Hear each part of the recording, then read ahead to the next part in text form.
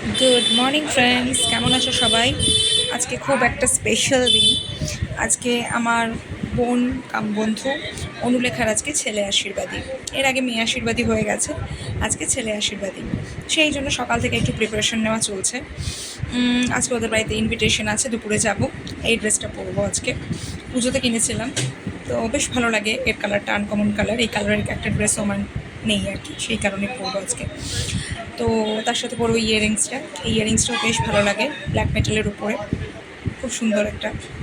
দেখা যাক কম্বিনেশনটা কেমন লাগে। খুব হালকা সাজবো যেহেতু প্রচণ্ড গরম।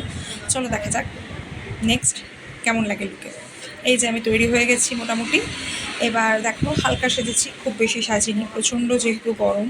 মেকআপ তো গলে গলে পড়ে যাওয়ার উপক্রম হচ্ছে, তো হালকা একদম মেকআপ করেছি। কোনো গর্জিয়াস জুয়েলারিও পরিনি, কিছু না।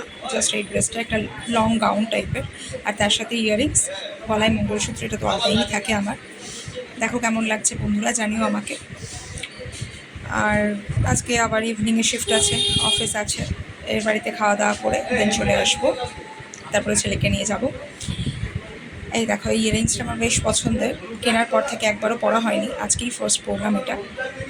তোমরা জানিও টোটাল লুকটা কেমন লাগছে, ভালো লাগছে কিনা।